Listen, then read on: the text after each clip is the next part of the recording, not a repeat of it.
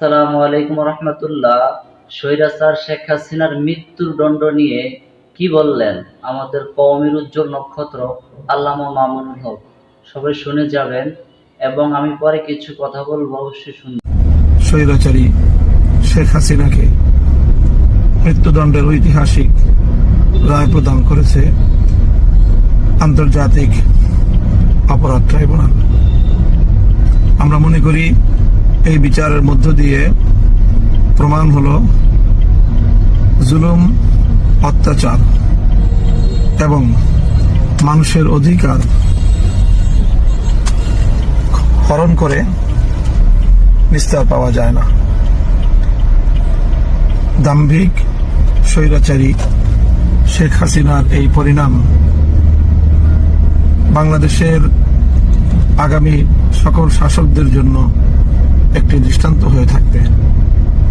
নিরীহ মানুষের রক্তে আর কারো হাত রঞ্জিত না হোক। নিহত শাহাদাতপ্রাপ্ত বীর শহীদদের আত্মার মাগফিরাত কামনা করছি।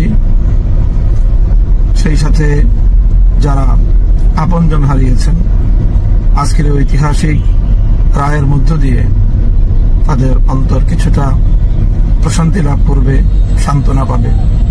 যারা জীবনের তরে বন্ধুত্ব বরণ করেছেন, তারা একটি সান্ত্বনা নিয়ে জীবনের অবশিষ্ট সময়টুকু অতিবাহিত করতে পারবে।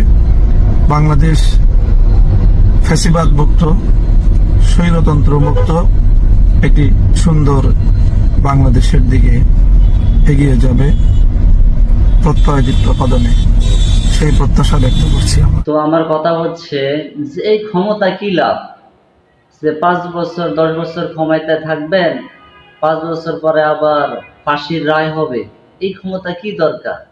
পৃথিবীতে আমি মনে করি আলেমদের মতো বাদশা কেউ নাই। তারা দুনিয়াও বাদশা, আখিরাতেও বাদশা। কেমন?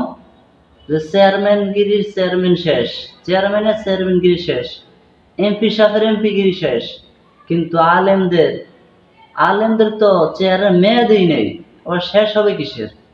এই জন্য আলেমরা হলো দুনিয়া বা আখিরাতে